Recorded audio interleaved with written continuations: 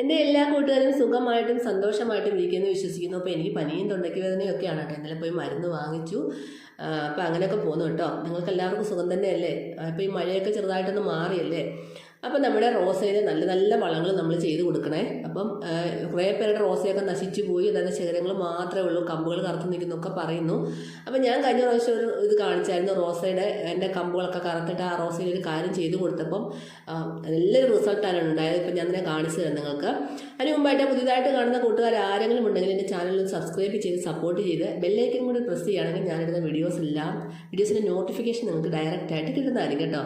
അതുപോലെ തന്നെ വീഡിയോ ഇഷ്ടമായെങ്കിൽ ഒരു ലൈക്ക് തരാനും മറന്നുപോലെ. അപ്പോൾ നമ്മുടെ റോസയിൽ കഴിഞ്ഞ പ്രാവശ്യം ഞാൻ കുറച്ച് കാര്യങ്ങളൊക്കെ ചെയ്ത് കൊടുത്തപ്പോഴത്തേക്കും നല്ല നല്ല പുതിയ തളിർപ്പുകളൊക്കെ വരാൻ തുടങ്ങി, നല്ല ഹെൽത്തി ആയിട്ടുള്ള തളിർപ്പുകളൊക്കെ വരാൻ തുടങ്ങി കേട്ടോ. അപ്പോൾ ഞാൻ എന്നാ ചെയ്ത് കൊടുത്തതെന്ന് കാണിക്കാം. ഞാൻ ഈ റോസയ്ക്കാണ് ചെയ്ത് കൊടുത്തത് കേട്ടോ. ഇത് പുതിയ ഹെൽത്തി ആയിട്ടുള്ള ഒത്തിരി തളിർപ്പുകൾ വന്നിട്ടുണ്ട്, നല്ല ഇലകൾ വന്നിട്ടുണ്ട്.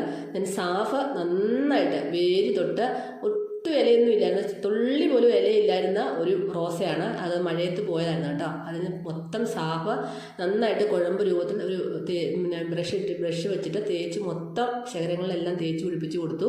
ഒരാഴ്ച കഴിഞ്ഞപ്പോൾ തന്നെ പുതിയ പുതിയ തളിർപ്പുകൾ വന്നു. ഇപ്പോൾ 2 ആഴ്ച 15 ദിവസം കഴിഞ്ഞു കേട്ടോ. അപ്പം തന്നെ നല്ല തളിർപ്പുകൾ വരുന്നുണ്ട്. ഇനി ആ റോസ നല്ല ഹെൽത്തി ആയിട്ട് വന്നോളൂ. അപ്പോൾ ഇതുപോലെ നിങ്ങൾ ചെയ്ത് കൊടുക്കാൻ മറക്കല്ല കേട്ടോ. നമ്മുടെ ഏതൊരു റോസയ്ക്കും ഇതുപോലെ കമ്പുകൾ കറുത്ത്, നിങ്ങൾ പറഞ്ഞില്ല, എൻ്റെ കഴിഞ്ഞ ദിവസം വാട്സപ്പിൽ 2-3 പേര് മെസ്സേജ് എനിക്ക് അയച്ചിരുന്നു, കമ്പുകളെല്ലാം കറുത്ത് നിൽക്കുക ചേച്ചി, റോസ പോയെന്നാണ് തോന്നുന്നു. ഞാൻ പറഞ്ഞു പോയിട്ടില്ല. നിങ്ങൾ ഇതുപോലെ തന്നെ സാഫ് നല്ല പോലെ പോയിക്കുവാണെങ്കിൽ കുറച്ച് ഒരു കാര്യം കൂടെ ചെയ്യണം. ഹൈഡ്രജൻ പെറോക്സൈഡ് കൂടെ മിക്സ് ചെയ്തിട്ട് എത്രയുമാണ് പിന്നെ സാഫ് എടുക്കുക, അതിന് കുഴയ്ക്കാൻ ആവശ്യത്തിലുള്ള ഹൈഡ്രജൻ പെറോക്സൈഡ് മിക്സ് ചെയ്തിട്ട് നന്നായിട്ട് പേസ്റ്റ് രൂപത്തിലാക്കിയിട്ട് നമ്മുടെ ഈ റോസയുടെ താഴെ തൊട്ട് നമ്മുടെ ആ മണ്ണിന് മുകളിൽ നിൽക്കുന്ന ആ കമ്പ് തൊട്ട് മേള് വരെ എല്ലാ ശിഖരങ്ങളിലും നന്നായിട്ട് തേച്ച് പിടിപ്പിക്കണം കേട്ടോ. അപ്പോൾ നിങ്ങൾക്ക് കാണാൻ സാധിക്കും. അപ്പോൾ എന്നിട്ട് അതിൻ്റെ പുറത്തോട്ട് വെള്ളം നിങ്ങൾ ഒഴിച്ചു കൊടുക്കരുത്, ചുവട്ടിലോട്ടേ വെള്ളം ഒഴിച്ചു കൊടുക്കാവുള്ളൂ കേട്ടോ. ആ തേച്ച് പിടിപ്പിച്ച സ്ഥലത്തോട്ട് വെള്ളം ഒഴിച്ചു കൊടുക്കരുത്. അപ്പോൾ നിങ്ങൾക്ക് ഒരാഴ്ച കൊണ്ട് കാണാൻ സാധിക്കും അതിൻ്റെ ആ ഫംഗൽ ഇൻഫെക്ഷൻസ് എല്ലാം മാറിയിട്ട് നന്നായിട്ട് ആ റോസ ഹെൽത്തി ആയിട്ട് പുതിയ തളിർപ്പുകൾ വരുന്നത്. അതുപോലെ തന്നെ 1 സ്പൂൺ സാഫ് എടുത്ത് 1 ലിറ്റർ വെള്ളത്തിൽ കലക്കിയതിന് ശേഷം അതിൻ്റെ തെളി മാത്രം ഊറ്റിയെടുത്ത് നമ്മുടെ ആ റോസയുടെ ചുവടുകളിൽ ഒഴിച്ചു കൊടുക്കുന്ന നല്ല എഫക്റ്റാണ്. വേരുകളിലൊക്കെ ഉണ്ടാകുന്ന ഫംഗൽ ബാധയൊക്കെ നന്നായിട്ട് മാറി കിട്ടും കേട്ടോ. അതിന് നല്ലൊരു സൊല്യൂഷനാണ് അങ്ങനെ ചെയ്യുന്നത്. അപ്പോൾ തീർച്ചയായിട്ടും നിങ്ങൾ ഇങ്ങനെയൊക്കെ ചെയ്തു പോവുകയാണെങ്കിൽ നമ്മുടെ ഇപ്പം നശിച്ചു പോയ, അതായത് മഴ സമയത്ത് ഒരുപാട് ഫംഗൽ ബാധയൊക്കെ റോസകളെ ബാധിച്ചിട്ടുണ്ട്, അതെല്ലാം മാറി ആ റോസ നല്ല പുതിയ തളിർപ്പുകളൊക്കെ വന്ന് പുതിയൊരു റോസയായിട്ട് മാറും. അതുപോലെ തന്നെ നമ്മുടെ റോസയിലെ കുറേ ചെടിച്ചട്ടിയിൽ ഉണ്ടായിരുന്ന മണ്ണൊക്കെ മഴ സമയത്ത് കുറേ ഒലിച്ചു പോയിട്ടൊക്കെ ഉണ്ടല്ലോ. അപ്പോൾ അതെല്ലാം ഒന്ന് നന്നായിട്ട് ഇളക്കി കൊടുത്തിട്ട് ആ മേൽമണ്ണൊന്ന് മാറ്റിയതിന് ശേഷം ചാണകപ്പൊടിയും എല്ലുപൊടിയും വേപ്പിൻ പിണ്ണാക്കും കുറച്ച് കുമ്മായം കൂടെ മിക്സ് ചെയ്ത്, നേരത്തെ ട്രീറ്റ് ചെയ്ത് വെച്ചാൽ മണ്ണായിരിക്കണമെന്ന് മാത്രമേ ഉള്ളൂ. എന്നിട്ട് അതൊന്ന് പൊട്ടി മിക്സ് ആയിട്ട് മേലോട്ട് ഇട്ട് കൊടുക്കുക. അതുപോലെ തന്നെ ബോഗൺവില്ലയുടെ ചോട്ടിലും ഒന്ന് മണ്ണൊക്കെ ഒന്ന് മാറ്റിയിട്ട് പുതിയ മണ്ണ്, പുതിയ നല്ല വളക്കൂറുള്ള മണ്ണ് ഇട്ട് കൊടുക്കുന്നത് വളരെയധികം നല്ലതാണ്. അപ്പോൾ ഇങ്ങനെ ചെയ്ത് പോകുമ്പോൾ നമ്മുടെ ഈ ഒരു റോസ ഈ ഡിസംബർ മാസമാകുമ്പോൾ നന്നായിട്ട് നല്ല വേരോട്ടമൊക്കെ കിട്ടി നല്ല പുതിയ തളിർപ്പുകളും പുതിയ മുട്ടുകളും പൂക്കളും ഒക്കെ തിങ്ങി നിറയുന്നതായിരിക്കും കേട്ടോ. അപ്പോൾ ഞാൻ ഒരുപാട് വീഡിയോസ് ഇട്ടിട്ടുണ്ട്. അതിൻ്റെ ഒരുപാട് വളങ്ങളൊക്കെ നല്ല നല്ല ഫെർട്ടിലൈസറും അതുപോലെ തന്നെ നല്ല മുരടിപ്പും പ്രശ്നങ്ങളൊക്കെ നല്ല സൊല്യൂഷൻസൊക്കെ കാണിച്ചിട്ടുണ്ട്. അപ്പോൾ അതൊക്കെ ഒന്ന് കണ്ട് നിങ്ങളൊക്കെ ചെയ്ത് നോക്കുക, വീഡിയോസൊക്കെ ഒന്ന് ഫോളോ ചെയ്യുക കേട്ടോ. പുതിയതായിട്ട് കാണുന്നവരൊക്കെ ഉണ്ടല്ലോ കേട്ടോ. അപ്പം ഞാൻ ഇന്ന് കാണിക്കുന്ന നല്ലൊരു സൊല്യൂഷനാണ്. നമ്മുടെ മീലി ബഡ്സ്, അതുപോലെ തന്നെ എല്ലാം മുരടിപ്പ്, പ്രാണികളുടെ ശല്യം, പുഴുക്കളുടെ ശല്യം, ഇതെല്ലാം എല്ലാ പ്രശ്നത്തിനും നല്ലൊരു സൊല്യൂഷനാണ്. ഇത് പച്ചക്കറി തൈകൾക്കും നമ്മുടെ റോസകൾക്കും അതുപോലെ തന്നെ ഏത് ചെടികൾക്കും നമുക്ക് ഇതുപോലെ സ്പ്രേ ചെയ്ത് കൊടുക്കാവുന്നതാണ്. നിറയെ പൂക്കളുണ്ടാവും. അതെല്ലാം മാറിക്കഴിഞ്ഞാൽ തന്നെ ഇതിൻ്റെ മുരടിപ്പ് മാറിക്കഴിഞ്ഞാലാണല്ലോ പെട്ടെന്ന് റോസയിൽ പുതിയ തളിർപ്പുകളും ആ മുരടിപ്പും പ്രശ്നങ്ങളും മാറിയാലാണ് നമുക്ക് നല്ലപോലെ പൂക്കളൊക്കെ ഉണ്ടാകുന്നത്. അപ്പോൾ അതിനായിട്ടുള്ള സൊല്യൂഷനാണ് കാണിക്കുന്നത്. അപ്പോൾ നമ്മൾ ആദ്യമേ തന്നെ മുരടിച്ച ഭാഗങ്ങളൊക്കെ കട്ട് ചെയ്ത് ഒഴിവാക്കുക കേട്ടോ. എന്നിട്ട് ഞാനെടുക്കുന്നത് നമ്മുടെ കപ്പളങ്ങയുടെ ഇല, എന്നത് പപ്പായ ഇലയാണ് കേട്ടോ. അതായത് മൂത്ത പപ്പായ ഇലയല്ല, ഒരുമാതിരി ഇളത്ത പപ്പായ ഇല, ഒത്തിരി മൂത്തായിരിക്കരുത്. അപ്പോൾ ഇളത്ത പപ്പായ ഇലയാണ് ഞാൻ എടുക്കുന്നത്. എന്നിട്ട് ഇത് നമ്മൾ എടുത്തിട്ട് കുറച്ച് ചെറിയ ചെറിയ പീസായിട്ട് നമ്മൾ ഇങ്ങനെ അരിഞ്ഞെടുക്കണം കേട്ടോ. അരിഞ്ഞെടുത്തതിന് ശേഷം ഒരു 3-4 ഇല മതി കേട്ടോ, ഒത്തിരി ഒന്നും വേണ്ട. നമുക്ക് എത്രയാണ് ആവശ്യം, എത്ര ചെടികൾക്കാണ് കൊടുക്കാൻ പറ്റുന്നത് അത്രയും ആവശ്യമായിട്ടുള്ള മാത്രം എടുത്താൽ മതി.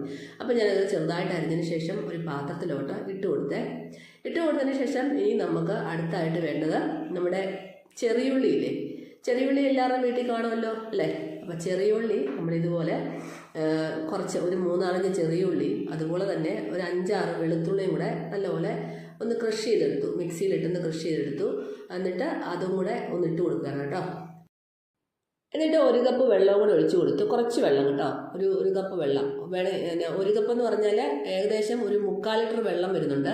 1 ലിറ്റർ ഇല്ല, ഒരു 3/4 ലിറ്റർ വെള്ളമാണ് ഇട്ടേക്കുന്നത് കേട്ടോ, ഒഴിച്ചേക്കുന്നത്. എന്നിട്ട് അത് അവിടെ അങ്ങ് വെക്കുക കേട്ടോ. അത് നമുക്ക് ഉടനെ തന്നെ എടുക്കാനുള്ളതാണ്. ഇനി നമുക്ക് വേണമെങ്കിൽ ഒരു 2 ദിവസം കഴിഞ്ഞ് നമുക്ക് വേണമെങ്കിൽ വേറെ ചെടിക്കൊക്കെ കൊടുക്കണമെന്നുണ്ടെങ്കിൽ നമ്മൾ ഇങ്ങനെ ചെയ്ത് വെക്കാം. ഇത് എത്ര ദിവസം ഇരുന്നാലും പ്രശ്നമില്ല കേട്ടോ. അപ്പോൾ ഇത് ഞാൻ കുറച്ച് ഒരു 2 പപ്പായല അരിഞ്ഞിട്ട് ഇതിനകത്ത് ഇട്ട് കൊടുത്തു. 3-4 വെളുത്തുള്ളിയും ചതച്ചിട്ടതിന് ശേഷം കുറച്ച് വെള്ളം ഒഴിച്ച് അടച്ച് ഇതുപോലെ മാറ്റി വെക്കുക. ഒരു 3 ദിവസം കഴിഞ്ഞിട്ട് ഇത് നന്നായിട്ട് പിഴിഞ്ഞെടുത്തിട്ട് നമുക്ക് അരിച്ചെടുത്തിട്ട് കുപ്പിയിലാക്കി സൂക്ഷിച്ച് വെച്ചാൽ അതിൽ നിന്നും 5 ml 1 ലിറ്റർ വെള്ളത്തിൽ മിക്സ് ചെയ്തിട്ട് നമുക്ക് ചെടികളിലെ ഇലകളിലെല്ലാം സ്പ്രേ ചെയ്ത് കൊടുക്കാം. അത് അതുപോലെ തന്നെ അവിടെ വീര്യം കൂടി ഇരുന്നോളും കേട്ടോ. ആവശ്യാനുസരണം നമുക്ക് 5 ml വീതം 1 ലിറ്റർ വെള്ളത്തിൽ ഡൈലൂട്ട് ചെയ്ത് കൊടുത്താൽ മതി. സ്പ്രേ ചെയ്ത് കൊടുക്കാം. പച്ചക്കറി തൈകൾക്കും പൂച്ചെടികൾക്കും എല്ലാം സ്പ്രേ ചെയ്ത് കൊടുക്കാം. അപ്പോൾ ഇപ്പം ഞാൻ ഉണ്ടാക്കുന്ന മുമ്പേ ആദ്യം കാണിച്ചത് അത് നന്നായിട്ടൊന്ന് ഇപ്പോൾ ഒരു അരമണിക്കൂർ കഴിഞ്ഞിട്ടുണ്ട്. അതിനുശേഷം നന്നായിട്ട് ഇതുപോലെ കൈകൊണ്ട് തന്നെ ഞെവടി എടുക്കണം. അപ്പോൾ ആ പച്ച നിറമെല്ലാം അതിനകത്തൊക്കെ നന്നായിട്ട് വരും കേട്ടോ.